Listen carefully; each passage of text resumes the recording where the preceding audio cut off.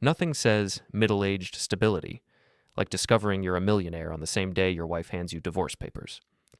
I'm Greg Matthews, and if my life were a sitcom, the laugh track would be broken by now. The morning started like any other Tuesday in our suburban Minneapolis home. Coffee brewing, kids arguing over cereal, Alicia rushing around in her scrubs. She worked as a dental hygienist at Dr. Morrison's clinic downtown. We'd been married 12 years, and I thought we had the whole middle-class dream figured out. House with a white picket fence, 2 kids, a golden retriever named Buster, and matching minivans in the driveway. I was getting ready for another day managing the IT department at Hendricks & Associates, a mid-sized accounting firm, when my phone buzzed. The caller ID showed David Chen, attorney, my lawyer handling the sale of the app I'd developed in my spare time 3 years ago. "Greg, are you sitting down?" David's voice crackled through the speaker. "Should I be?" I asked, adjusting my tie in the hallway mirror. "TechFlow Industries just accepted our counteroffer. $47 million, Greg. You're officially a millionaire." The words hit me like a freight train. My little productivity app, something I'd coded during late nights and weekends, had just made me rich beyond my wildest dreams. I'd started it as a side project, never imagining it would catch the attention of a major tech company. "Are you serious?" I whispered, not wanting to wake the kids. "Dead serious. The papers are signed, sealed, and delivered. After taxes and my fee, you're looking at about $32 million net. Congratulations, my friend." I hung up and stared at my reflection. Same brown hair, same hazel eyes, same 5'10" frame that Alicia used to say was perfectly huggable. But now I was looking at a millionaire. I couldn't wait to tell her. The irony wasn't lost on me that money had been our biggest source of tension lately. Alicia constantly complained about our budget, about how we couldn't afford the European vacation her sister took last year, or the kitchen renovation she'd been dreaming about. She'd even started making snide comments about my dead-end job and how her friend Michelle's husband made twice what I did in pharmaceutical sales. But now we could afford anything she wanted. Hell, we could buy Michelle's husband's pharmaceutical company. I practically bounced through the rest of my morning routine. At breakfast, I watched Alicia butter toast for our 8-year-old daughter Emma and pack lunch for our 10-year-old son Ben. She looked beautiful in that effortless way that had first caught my attention at a coffee shop near the University of Minnesota campus 15 years ago. Blonde hair pulled back in a ponytail, green eyes focused on the morning chaos, moving with the practiced efficiency of a mother who'd perfected the art of getting everyone out the door on time. "You're in a good mood," she observed, not looking up from spreading peanut butter. "Just excited about something at work," I said, barely containing my grin. "We should talk tonight. Maybe get a babysitter and go somewhere nice for dinner." She paused, butter knife suspended mid-spread. Something flickered across her face. Was it guilt? Anxiety? But it was gone so quickly I thought I'd imagined it. "Actually, Greg, we do need to talk tonight, but maybe we should stay in." There was something in her tone that should have warned me, but I was too high on my newfound wealth to pay attention. I kissed her forehead and headed to work, already planning how I'd break the news. Maybe I'd surprise her with a trip to that spa resort in Napa she'd mentioned, or finally get her the BMW she'd been eyeing at the dealership. The day crawled by. I couldn't concentrate on quarterly reports or server maintenance schedules. Every few minutes, I'd check my phone to make sure David's call hadn't been a dream. By 5 o'clock, I was practically vibrating with excitement. I stopped at Whole Foods on the way home and bought everything for Alicia's favorite meal: filet mignon, asparagus, and that expensive wine she only let us buy for anniversaries. The checkout total was $237, normally enough to make me wince, but today I barely blinked. We were rich. Money would never be a problem again. I pulled into our driveway at 6:15, groceries in one hand, a bouquet of roses in the other. The house looked the same as always. Red brick colonial with black shutters, Halloween decorations still up from last weekend's party at our neighbor Richard's place. But everything felt different now. This wasn't just our house anymore. It was our mansion in waiting. "Alicia, I'm home," I called out, setting the groceries on the kitchen counter. "I brought dinner." She appeared in the doorway, but something was wrong. Her face was pale, and she was holding a manila envelope like it contained anthrax. "Greg, we need to talk. Sit down." "Actually, I have something amazing to tell you first." "No." Her voice was sharp, cutting through my enthusiasm like a scalpel. "I need to say this before I lose my nerve." She sat across from me at our kitchen table, the same table where we'd shared thousands of meals, helped kids with homework, and planned our future together. The manila envelope sat between us like a landmine. "I can't do this anymore, Greg. I can't pretend everything is okay when it's not. We're not happy. I'm not happy. We want different things, and I don't think that's going to change. My stomach dropped. What are you talking about? We're fine. We're good together. Are we? She opened the envelope and pulled out a stack of papers. Because I feel like we're just roommates who happen to share a mortgage. We barely talk anymore unless it's about the kids or bills. When's the last time we went on a real date? When's the last time we talked about our dreams instead of just surviving until the next paycheck? I stared at the papers in her hands, my brain struggling to process what was happening. Alicia, whatever this is about, we can work through it. I know money's been tight, but that's about to change. I have incredible news. It's not about money, Greg. Well, not entirely. She slid the papers across the table. I've filed for divorce. The words hit me like a physical blow. I looked down at the documents, seeing phrases like irreconcilable differences and equitable distribution of assets swimming before my eyes. You filed for divorce? My voice came out as a croak. When? Why didn't you talk to me first? I tried talking to you. For months I've been trying to tell you how unhappy I am. But you never really listen, Greg. You hear the words, but you don't listen. That's not true. I listen. I care about what you want. Do you?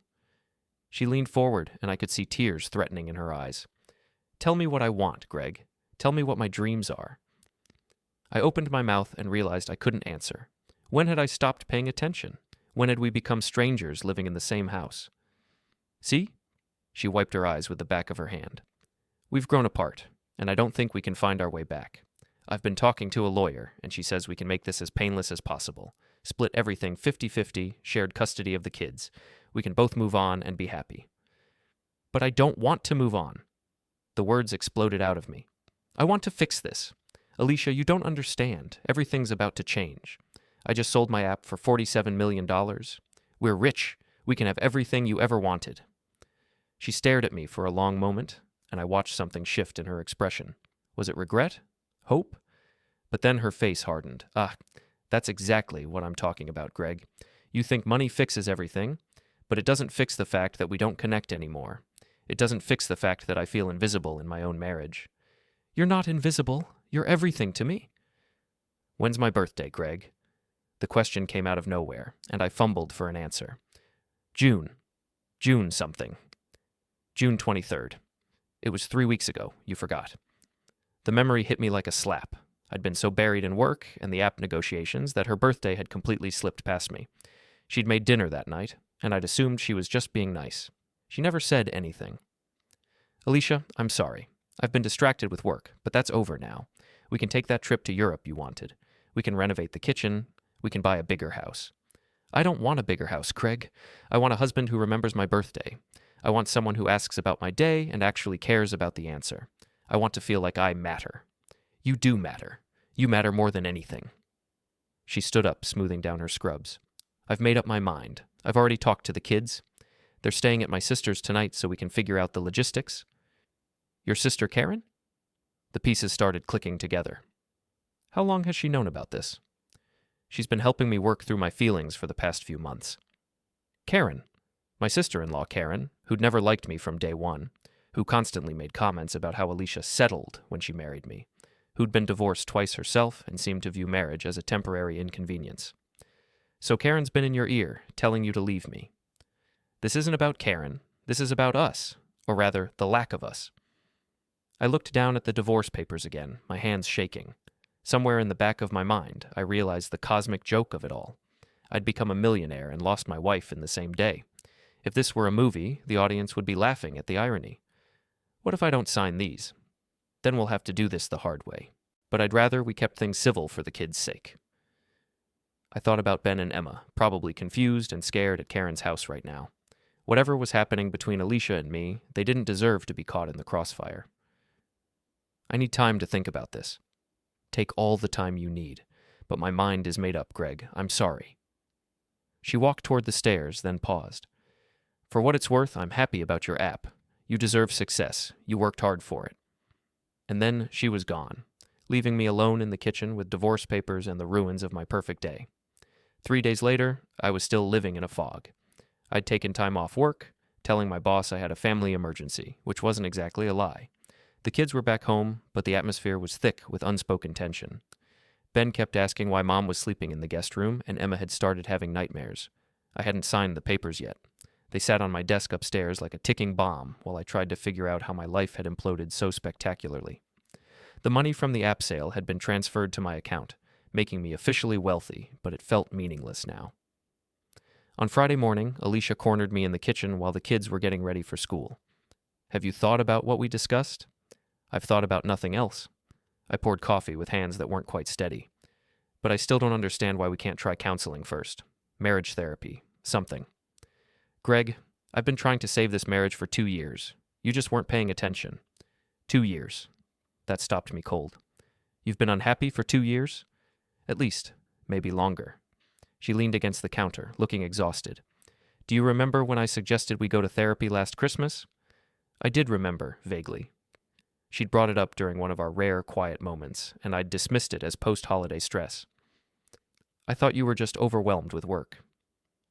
"I was overwhelmed with feeling like a stranger in my own marriage. But you said therapy was for people with real problems, and we were fine." The words came back to me now, and I cringed at my own dismissiveness. "I was wrong. We can go now. It's not too late." "It is too late, Greg. I've already moved on." Something in her tone made me look up sharply. "What do you mean, moved on?" She hesitated, and in that hesitation, I saw the truth written across her face. "There's someone else."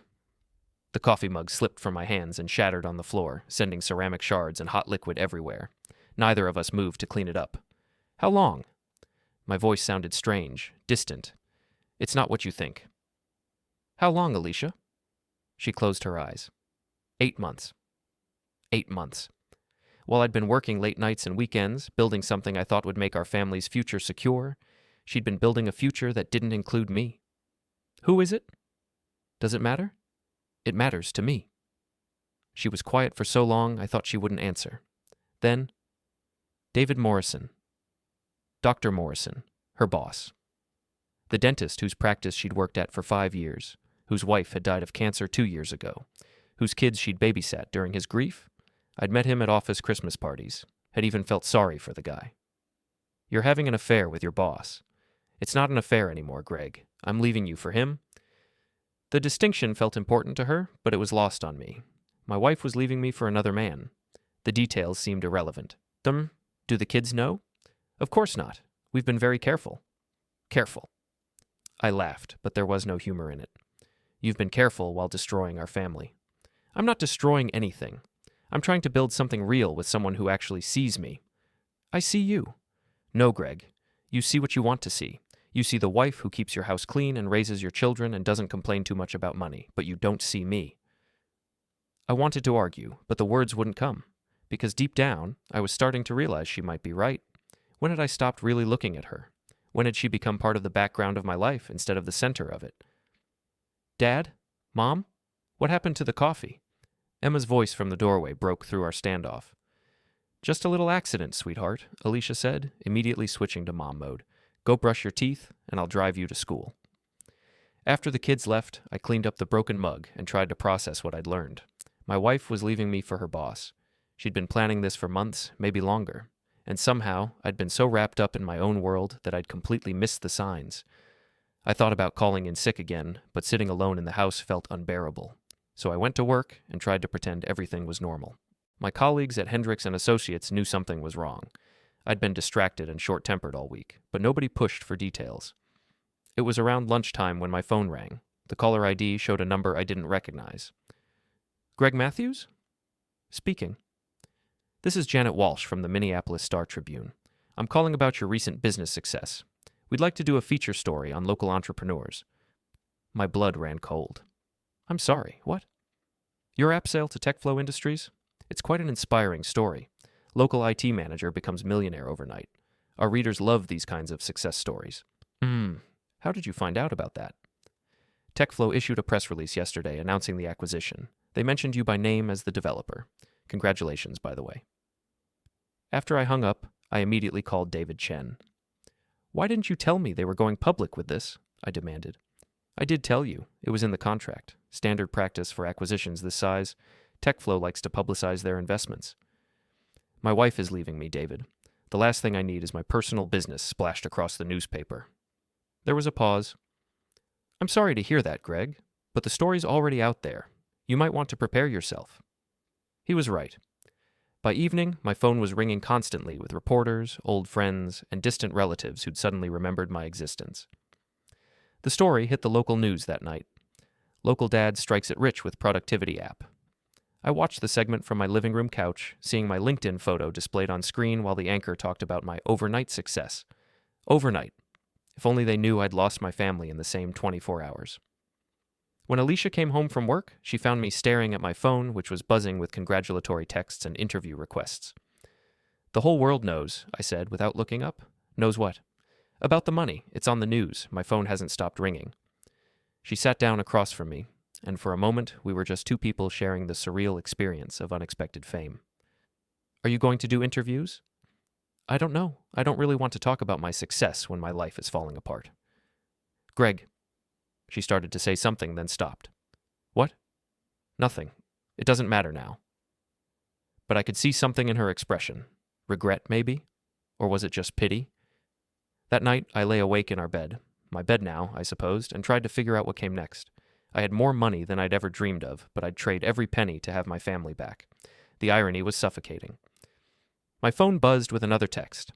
This one was from my sister-in-law, Karen. Saw you on the news. Too bad Alicia won't be around to enjoy the money, but don't worry, she'll be much happier with David. I stared at the message for a long time. Karen had known. Of course she had. She'd probably encouraged the whole thing. I was about to delete the text when another one came through, this time from a number I didn't recognize. Congratulations on your success. This is David Morrison. I hope we can all handle this situation like adults for the sake of everyone involved. The audacity of it hit me like a physical blow. My wife's lover was texting me about handling things like adults. The man who'd been sleeping with my wife while I worked to support my family wanted to make sure I'd be mature about the whole situation. I turned off my phone and pulled a pillow over my head, but sleep wouldn't come. Instead, I lay there thinking about 8 months of lies, 8 months of careful planning while I'd been obliviously building what I thought was our future. Tomorrow, I'd have to face the kids' questions about why reporters were calling the house. I'd have to figure out how to explain that Daddy was rich but Mommy was leaving anyway. I'd have to start rebuilding my life from the ground up. But tonight, I just lay in the dark and wondered how I'd become a millionaire and lost everything that mattered in the span of a single week. A month passed like a blur of lawyers, reporters, and awkward conversations with the kids. I'd finally signed the divorce papers, not because I wanted to, but because fighting would only hurt Ben and Emma more. Alicia moved out 2 weeks later, taking half the furniture and most of my heart with her. The media attention had died down, thankfully. I'd done one interview with the Star Tribune, mostly to get them to leave me alone, and politely declined the rest. What was I supposed to say? Yes, I'm rich now, but my wife left me for her boss, so actually my life is worse than before. I was learning to navigate single parenthood during my custody weekends. The kids were adjusting better than I'd expected, though Emma still asked when Mommy was coming home, and Ben had started acting out at school. We were all seeing a family therapist, something I should have suggested years ago. Work had become my refuge. My colleagues at Hendricks & Associates treated me differently now. There was a new deference that came with knowing I could buy and sell the entire company if I wanted to. I'd gotten a promotion to senior IT director and a substantial raise, though the money felt meaningless compared to what was sitting in my investment accounts. I was reviewing server logs on a Tuesday afternoon when my phone buzzed with a text from an unknown number. I almost ignored it. I'd been getting random messages from strangers ever since the news story, but something made me look. Greg, this is Alicia. I'm using David's phone because I need to talk to you urgently. Can we meet tonight? It's important. I stared at the message for a full minute. We'd barely spoken since she moved out, communicating mostly through our lawyers and brief exchanges during kid handoffs. What could be so urgent that she was reaching out now? I typed back, "What's this about?" The response came quickly. I can't explain over text. Please, I know I don't have the right to ask for favors, but this is important. Can you meet me at Starbucks on Hennepin at 7? Every rational part of my brain told me to ignore her. We were divorced. She'd made her choice. Whatever crisis she was facing with her new boyfriend wasn't my problem anymore. But there was something desperate in those messages that I couldn't ignore. Despite everything, I still cared about her. Maybe I always would. I'll be there, I texted back. The Starbucks on Hennepin was where we used to go on weekend mornings before the kids woke up, back when we still talked to each other like friends. I arrived early and claimed a corner table, ordering a black coffee and trying to prepare myself for whatever was coming. Alicia walked in at exactly 7 o'clock, and I was struck by how different she looked. Thinner, paler, with dark circles under her eyes that makeup couldn't quite hide. Her blonde hair was pulled back in a messy ponytail, and she was wearing jeans and a wrinkled sweater instead of her usual put-together appearance. "Thank you for coming," she said, sliding into the seat across from me. "I wasn't sure you would. You said it was urgent?" She ordered a latte and sat quietly until it arrived, her hands shaking slightly as she wrapped them around the cup. "I made a mistake," she said finally. "A huge, terrible mistake." I waited for her to continue, but she seemed to be struggling with the words. "What kind of mistake?" "David. He's not who I thought he was. The man I fell in love with, the man who made me feel seen and valued. I don't think he ever really existed." "I'm sorry to hear that, but I'm not sure what you want me to do about it." "Just listen, please." She took a shaky breath. "After the divorce was finalized, David and I started making plans. He said he wanted to marry me, that we could blend our families, start fresh. He seemed so different from how things were with us. He paid attention to me, remembered little things, made me feel special." I tried to ignore the sting of that comparison and focused on her face. She looked genuinely distressed. "But then the news story came out about your app sale, about the money." She paused, staring into her coffee. "Everything changed overnight." "Changed how?" Suddenly, David was very interested in our financial situation. He started asking detailed questions about the divorce settlement, about how much I was getting, about your assets. He suggested I should go back to my lawyer and ask for more. A cold feeling settled in my stomach. "More?" "He said the app was developed during our marriage, so I should be entitled to half the sale price. He kept pushing me to fight the settlement, to claim I was owed millions." "The app development predated our marriage by 6 months," I said carefully. My lawyer made sure that was clear in the paperwork. "I know, I told him that, but he wouldn't let it go. He started getting angry when I said I was satisfied with the settlement. He said I was being stupid, that I was letting you take advantage of me." I watched her face as she spoke, seeing genuine confusion and hurt there. Whatever game David Morrison was playing, it seemed like Alicia was just beginning to figure out the rules. "Then what happened?" "I started paying attention to other things, like how he never wanted to spend money on me, even though he makes good money at the practice. How he was always asking to borrow small amounts of cash. How he'd gotten very interested in my banking information." She pulled out her phone and showed me a series of text messages. I read them with growing anger. "David, did you ask your lawyer about the app money yet?" "Alicia, I told you, I'm not entitled to it." "David, that's bullshit. You were married when he developed it. You supported him. You deserve half." "Alicia, I don't want to fight about this anymore." "David, fine, but don't come crying to me when you're broke and he's living like a king." "There are dozens more like that," Alicia said quietly. I started to realize that maybe he wasn't interested in me for the reasons I thought. "What finally convinced you?" She was quiet for a long moment, then reached into her purse and pulled out a folded piece of paper. "I found this in his office yesterday." I unfolded the paper and felt my blood pressure spike. It was a printed email chain between David Morrison and someone named Jennifer Walsh at a law firm I didn't recognize. The subject line was "Matthews Divorce, Asset Recovery Options." I read through the emails with growing disbelief. David had been consulting with lawyers about challenging our divorce settlement. He'd been researching my finances, looking for ways to prove the app sale should have been included in the marital assets.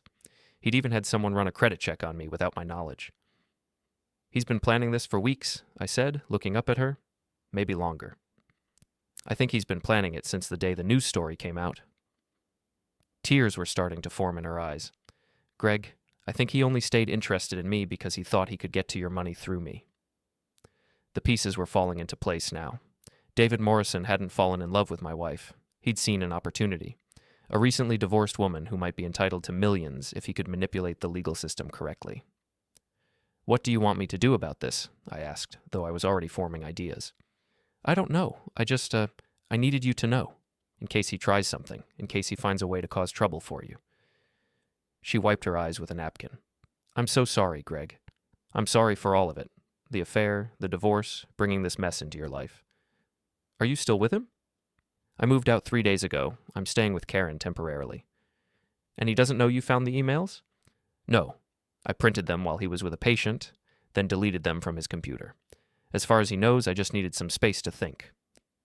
I looked at the woman across from me, my ex-wife, the mother of my children, the person who'd shared my life for 12 years, and felt something shift. Not forgiveness exactly, but understanding. She'd made a mistake, a huge one, but she was trying to make it right. Thank you for telling me, I said finally.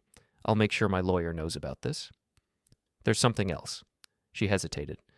David's been asking about the kids, about our custody arrangement. He wanted to know if there was any way to modify it. Modify it how? He thought if I could get primary custody, I might be able to claim more child support, based on your new income level. Now I was truly angry. It was one thing to go after my money, but involving my children was crossing a line I didn't know existed. He's using you to get to me and the kids.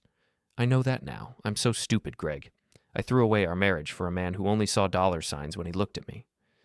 I wanted to tell her she wasn't stupid, that David Morrison was clearly a skilled manipulator who'd taken advantage of her vulnerability.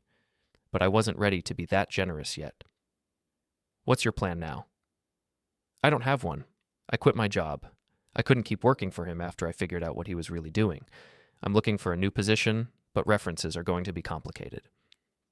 She looked so lost, now so different from the confident woman who'd handed me divorce papers a month ago. Part of me felt vindicated. She'd gotten what she deserved. But a bigger part of me just felt sad for all of us. I should go, she said, standing up. Thank you for listening. And Greg, I really am sorry. For everything. After she left, I sat in the coffee shop for another hour, thinking about David Morrison and his elaborate scheme. He'd seduced my wife, convinced her to divorce me, and then tried to manipulate her into going after my money. It was sociopathic in its calculation. But he'd made one crucial mistake. He'd underestimated Alicia. Whatever her faults, she wasn't greedy or vindictive. When she realized what he was really after, she'd done the right thing. Now the question was, what was I going to do about it? The next morning, I called my lawyer, David Chen, and filled him in on everything Alicia had told me. He listened without interruption, then asked me to email him photos of the documents she'd shown me. This is concerning, he said after reviewing them. Dr. Morrison was clearly planning to challenge the divorce settlement. These emails suggest he was looking for ways to prove the app should have been considered marital property. But it wasn't. You made sure of that? I did, and the timeline is clear. But that doesn't mean he couldn't have caused expensive legal headaches for you. Fighting frivolous claims still costs money and time. What should we do? Let me make some calls. I want to know more about this Jennifer Walsh and her law firm. In the meantime, document everything. If Dr. Morrison tries to contact you directly, don't respond without talking to me first. I hung up and tried to focus on work, but my mind kept wandering to David Morrison. What kind of man seduced another man's wife as part of an elaborate financial scheme? The more I thought about it, the angrier I became. That evening, I was helping Emma with her math homework when my phone rang. The caller ID showed Alicia's number. Greg, I'm sorry to bother you again, but something's happened. What now? David showed up at Karen's house tonight. He was drunk and angry. He's been calling and texting me all day, demanding to know where I am. I could hear the fear in her voice. Did you tell him about our conversation? No, but I think he knows something's wrong. He kept asking about you, about whether I'd talk to you. He said some things, threatening things. What kind of threats? He said if I thought I could just walk away, I was wrong. He said he'd invested too much in this relationship to let me ruin it now. Greg, I'm scared. I looked at Emma, who was watching me with worried eyes, and stepped into the kitchen for privacy. Where are you now? Still at Karen's, but he knows where she lives. I don't feel safe here. The protective instinct that kicked in surprised me. Despite everything that had happened between us, Alicia was still the mother of my children, and if David Morrison was threatening her, he was potentially threatening them too. Come here, I said without thinking. What? Come to the house. Bring Karen if you want. You'll be safe here. Greg, I can't ask you to... You're not asking. I'm offering. We have a security system, and Morrison doesn't know you're here. Just until you figure out your next move. There was a long pause. Are you sure? I'm sure. An hour later, Alicia and Karen were sitting in my living room while I made coffee. It felt surreal, having my ex-wife and her sister in the house we'd once shared, but the circumstances were too serious for awkwardness. He's been texting me every 10 minutes, Alicia said, showing me her phone. The messages were getting progressively more aggressive. You need to call the police, Karen said. She'd been surprisingly quiet since arriving, none of her usual hostility toward me in evidence. And tell them what? That my ex-boyfriend is sending me angry texts? Those aren't just angry texts, I said, reading through them. Some of these could be considered harassment or threats. My phone rang. David Chen's number. I have some interesting information about Dr. Morrison, he said without preamble. Can you talk? Hold on. I stepped into my office and closed the door. What did you find? Jennifer Walsh is a divorce attorney who specializes in high-asset cases. She's got a reputation for aggressive tactics and questionable ethics. 2 years ago, she was sanctioned by the state bar for coaching a client to hide assets during discovery. So Morrison was working with a dirty lawyer. It gets worse. I did some digging into Morrison's finances. He's in serious debt, credit cards maxed out, behind on his mortgage, and the dental practice is barely breaking even. He's been living way beyond his means. The pieces clicked into place. So he needed money badly. Desperately. And then his employee's husband becomes a millionaire. It must have seemed like a gift from heaven. What about the threatening messages? Alicia's here now. Morrison was harassing her. Document everything. If he escalates, we can get a restraining order. But Greg, there's something else you should know. What? I called a friend who works in professional licensing. Morrison's been under investigation by the state dental board for insurance fraud. Nothing proven yet, but there have been complaints about unnecessary procedures and billing irregularities. So David Morrison wasn't just a gold digger. He was potentially a criminal. The man my wife had left me for was a fraud in every sense of the word. How long has this investigation been going on? About 6 months, right around the time he started his affair with your wife. I thought about that timeline. Morrison had been under professional investigation when he seduced Alicia. Had he been planning this financial scheme from the beginning? Had he targeted her specifically because of her connection to me? I need to tell Alicia about this. Be careful how you handle it. She's been through enough manipulation already. When I returned to the living room, I found Alicia and Karen looking at something on Karen's laptop. What are you looking at? David's social media, Karen said. Alicia wanted to see if he'd posted anything about her leaving. And? Look at this, Alicia said, turning the screen toward me. It was a Facebook post from David Morrison, dated 3 hours ago. Sometimes people show their true colors when money gets involved. Disappointed but not surprised, moving on to better things. Classy, I said, making it sound like you're the gold digger. There's more, Karen said, scrolling down. Look at this one from last week. Another post? Excited to be building something special with an amazing woman. Some people don't appreciate what they have until it's gone. The post had dozens of likes and comments from people congratulating him on his new relationship. I recognized some of the names as mutual friends from the dental community. He's been painting himself as the victim, Alicia said quietly, making it look like I left you for him, then left him for your money.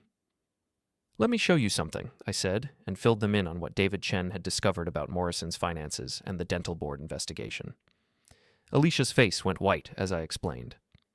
He's been lying about everything. It looks that way. The insurance fraud investigation. That explains why he's been so stressed about money lately. I thought it was just normal business concerns. Karen, who'd been uncharacteristically quiet, finally spoke up. Alicia, I owe you an apology. And Greg, I owe you one too. We both looked at her in surprise. I encouraged this, she continued. The affair, the divorce, all of it. I thought David was a better match for you, Alicia. I thought Greg was holding you back. Karen, Alicia started. No, let me finish. I was wrong. I let my own failed marriages color my judgment, and I pushed you toward a man who was using you. Greg, I'm sorry for the things I said about you. You didn't deserve that. It was the first time Karen had ever apologized to me for anything. The situation must have been even worse than I thought. What matters now is keeping everyone safe, I said. Morrison is desperate, potentially facing criminal charges, and he's fixated on money he thinks he can get through Alicia. That makes him dangerous. As if summoned by our conversation, Alicia's phone rang. David Morrison's name appeared on the screen. Don't answer it, I said. But what if... Don't answer it. The phone stopped ringing, then immediately started again. Then again. He's not going to stop, Alicia said. Then we'll make him stop. I was forming a plan, one that would require careful timing and a bit of theatrical flair. David Morrison had made the mistake of targeting my family. Now it was time to show him what a real millionaire could do when properly motivated. But first, I needed to make sure Alicia and the kids were safe. Everything else could wait. The next few days passed quietly. Alicia stayed in the guest room while we figured out her next steps, and surprisingly, it wasn't as awkward as I'd expected. We were both focused on the kids and the Morrison situation, which gave us a shared purpose we hadn't had in years. Morrison's calls and texts had stopped after the first night, which worried me more than the harassment had. Desperate people don't usually just give up, they regroup. I was proven right on Friday evening. Now I was in my office working on some code for a new app idea when the doorbell rang. Through the security monitor, I could see David Morrison standing on my front porch, looking agitated and holding what appeared to be a bottle of wine. Alicia and the kids were in the family room watching a movie. I quickly texted her, "Morrison is at the front door. Keep the kids in the back of the house." I activated the recording function on my security system and opened the door, but kept the screen door latched between us. "Dr. Morrison, what can I do for you?" "Greg, good to see you, man." His voice was too loud, too friendly. He'd definitely been drinking. "I brought some wine. Thought maybe we could talk, clear the air about this whole situation." "What situation would that be?" "Come on, don't play dumb. Alicia's been staying here, right? Look, I know things got a little heated the other day, but I think we can work this out like adults." "Work what out exactly?" He shifted the wine bottle to his other hand and leaned against the doorframe, trying to look casual. "Well, there's the matter of the kids. For one thing, Alicia and I were talking about getting a place together, maybe somewhere with a good school district. We'd love to have Ben and Emma visit." The presumption of it was staggering. This man was talking about my children like they were part of some package deal he was negotiating. "I don't think that's going to happen, David." "Why not? Look, I know you're probably feeling a little territorial, but we're all adults here. Alicia's moved on. You've got your money situation figured out. There's no reason we can't all be friends." "Is that what you think this is about? Territorial feelings? Isn't it?" He grinned, and I could smell the alcohol on his breath from 3 feet away. "Come on, Greg. You lost the girl but won the lottery.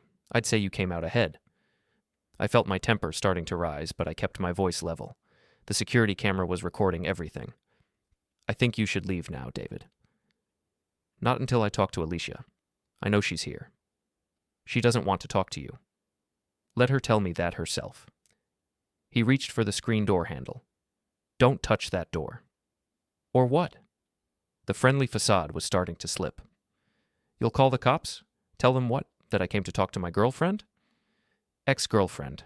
And yes, I'll call the cops and tell them you're trespassing and harassing my family." "Your family?" He laughed, but there was no humor in it. "Alicia isn't your family anymore, remember? She chose me. And then she chose to leave you. Funny how that works." His face darkened. "She didn't leave me. She's just confused. All this money stuff has her head messed up." "What money stuff?"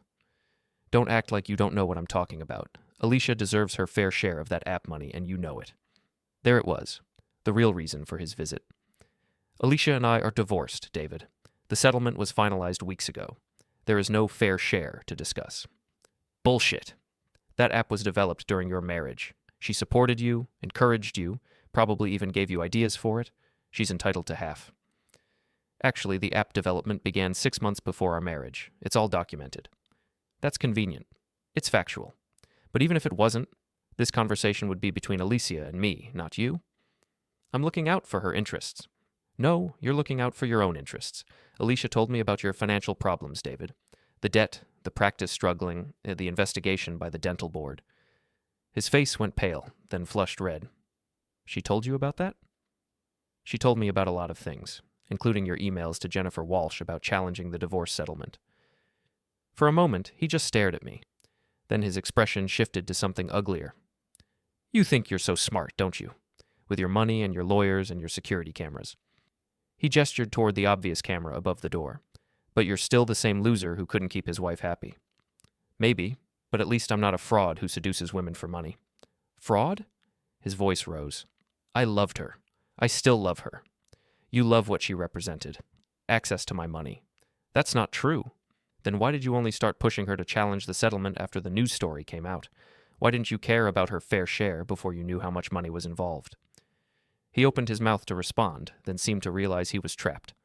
The wine bottle slipped from his hand and shattered on the porch steps. "You bastard," he said quietly. "You turned her against me." "I didn't have to turn her against you, David.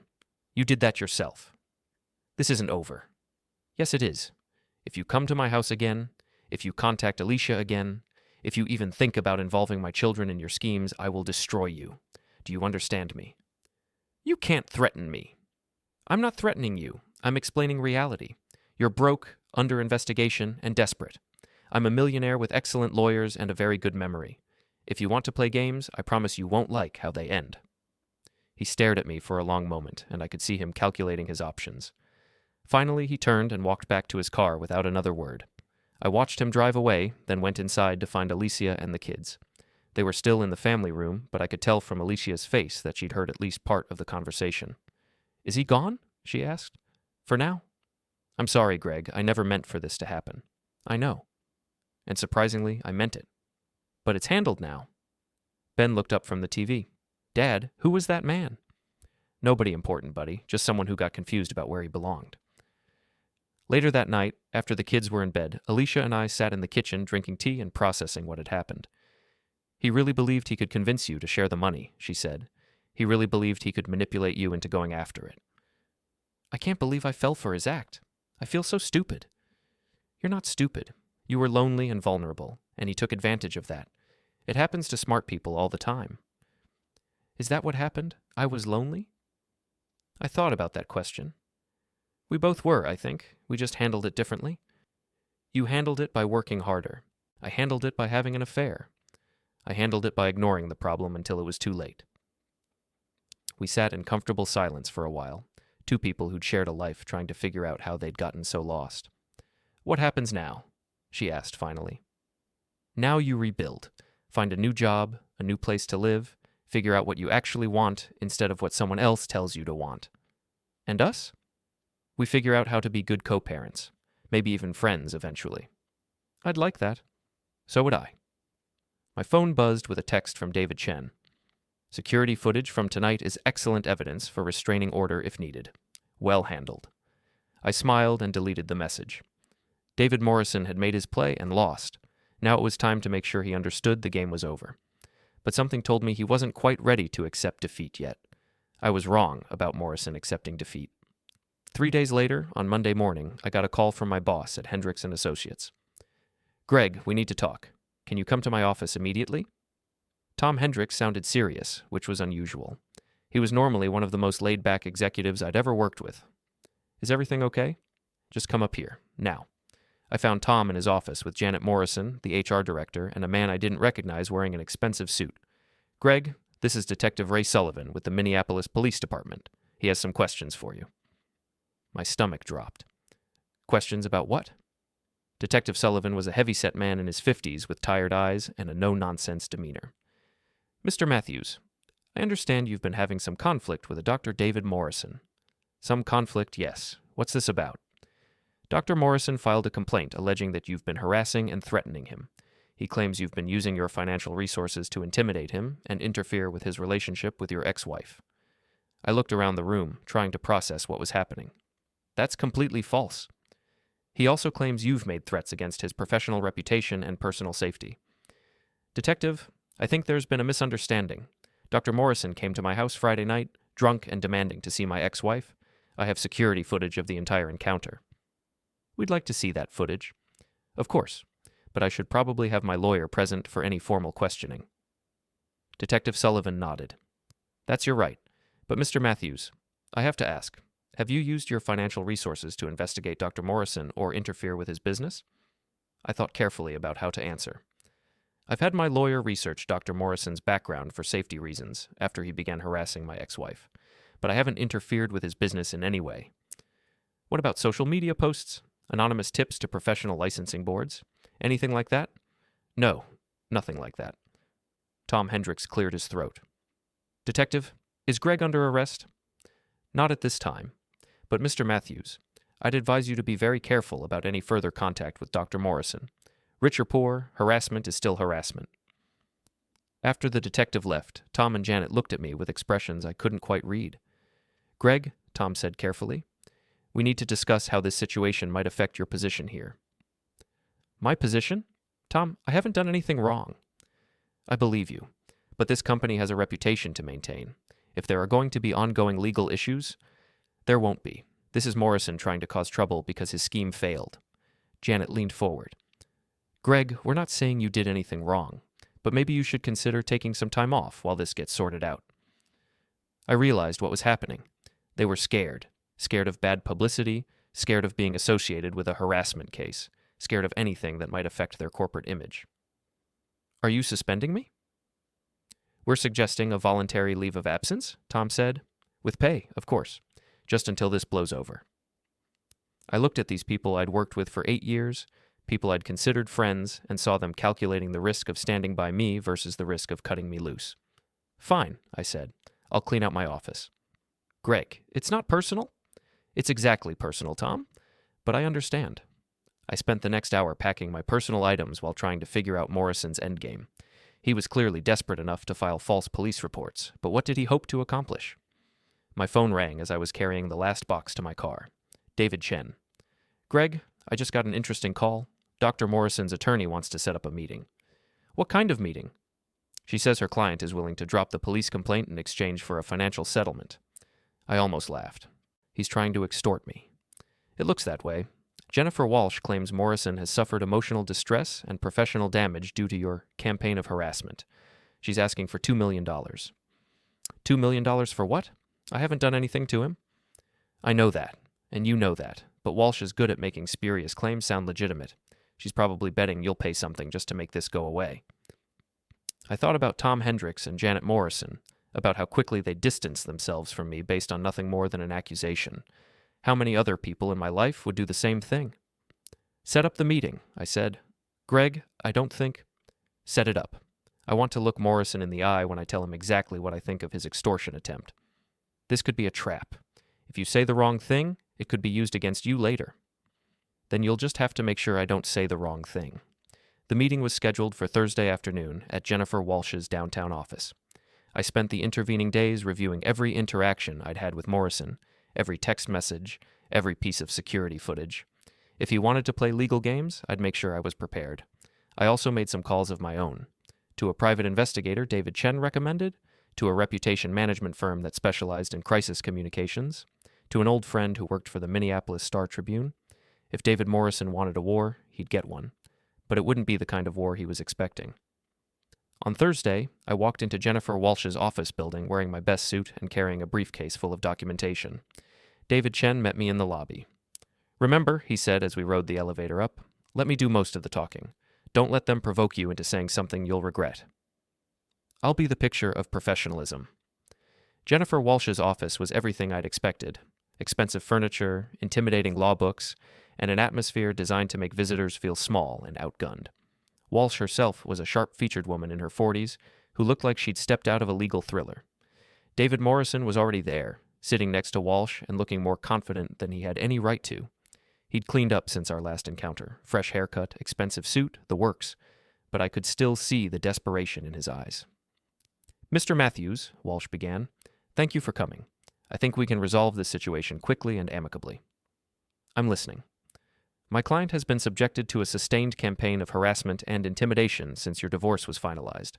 Anonymous complaints to professional licensing boards, interference with his personal relationships, and direct threats to his safety and livelihood."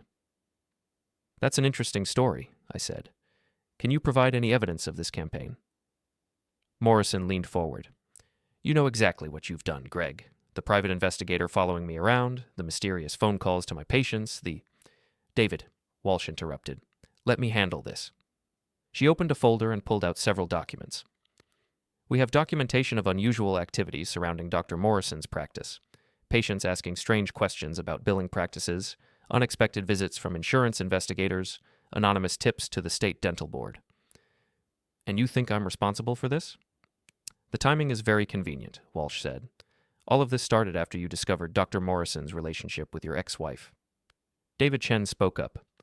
"Miss Walsh, you're making serious accusations without any evidence linking my client to these activities." "We don't need evidence for a settlement negotiation. We just need a reasonable fear that litigation would be expensive and embarrassing for all parties." I looked at Morrison, who was trying to look victimized but couldn't quite hide his smugness. He thought he had me cornered. "What exactly are you proposing?" I asked. $2 million in exchange for Dr. Morrison dropping his police complaint and agreeing not to pursue civil litigation. $2 million. It's a reasonable amount considering the damage to his reputation and practice. I opened my briefcase and pulled out a thick folder of my own. "Before we discuss settlement amounts, maybe you should see this." I handed copies of the documents to Walsh and Morrison. Their expressions changed as they read. "What is this?" Walsh asked. "Financial records showing that Dr. Morrison's practice has been failing for over a year, long before he ever met my ex-wife. Insurance fraud investigation documents showing the dental board inquiry began 8 months ago, also before our divorce. And phone records showing that Dr. Morrison made over 50 calls to my ex-wife while she was still married to me. Morrison's face had gone white. Where did you get these? Public records, mostly. Amazing what you can find when you know where to look. I pulled out another set of documents. These are the emails you sent to Ms. Walsh about challenging my divorce settlement. The ones my ex-wife found in your office. The ones that prove you were trying to manipulate her into going after my money. Those are privileged communications, Walsh said, but her voice had lost its confidence. Not when they involve potential fraud, David Chen replied, and certainly not when they've been voluntarily disclosed by one of the parties. I stood up and looked directly at Morrison. Here's what's going to happen, David. You're going to withdraw your police complaint, you're going to stay away from my family, and you're going to disappear from our lives permanently. Or what? Or I'll hold a press conference tomorrow morning and explain to the local media how a dentist under investigation for insurance fraud tried to extort money from a tech entrepreneur by seducing his wife and filing false police reports. Morrison looked at Walsh, who was frantically reading through the documents I'd provided. Ew, you can't prove any of this, he said, but his voice was shaky. I don't have to prove it, David. I just have to tell the story. Let the media and the dental board and your patients decide what they think really happened. I gathered up my papers and headed for the door. You have until 5 o'clock today to withdraw the complaint. After that, all bets are off. Wait, Walsh called out. Maybe we can work something out. I turned back to her. The time for working things out was before your client decided to file false police reports. Now it's too late. David Chen and I left them sitting in that expensive office, probably trying to figure out how their extortion attempt had turned into a complete disaster. At 4:47 p.m., Detective Sullivan called to inform me that Dr. Morrison had withdrawn his complaint, citing new information that had come to light. At 5:15 p.m., Alicia called to tell me that Morrison had sent her a text message. I'm sorry for everything. I won't bother you again. At 6:00 p.m., I opened a bottle of very expensive wine and toasted the end of the David Morrison chapter of our lives. But the best part came 3 weeks later, when Alicia called with news that Morrison's dental practice had been shut down pending the outcome of the insurance fraud investigation, and that he'd quietly left town. Sometimes the good guys do win, sometimes justice is served. And sometimes having enough money to hire the right lawyers and investigators makes all the difference in the world. I never saw David Morrison again, but I heard through mutual acquaintances that he eventually moved to Florida and got a job working for someone else's dental practice. No more schemes, no more manipulation, just the quiet life of a man who'd learned that some people fight back. As for Alicia and me, we slowly rebuilt our friendship. We never got back together, too much had happened for that, but we learned to co-parent effectively and even to enjoy each other's company again. She found a new job at a different dental practice and eventually started dating a teacher who seemed to genuinely care about her as a person, not as a path to someone else's money. The kids adjusted better than either of us had expected. They split their time between our houses, and gradually the tension and uncertainty that had marked our family for so long began to fade. And me? I learned that money really can't buy happiness, but it can buy justice when you need it most. It can buy protection for your family and consequences for people who try to hurt them. Most importantly, I learned that sometimes the best revenge isn't getting even. It's making sure the bad guys face the natural consequences of their own choices. David Morrison destroyed his own life. I just made sure he couldn't take mine down with him.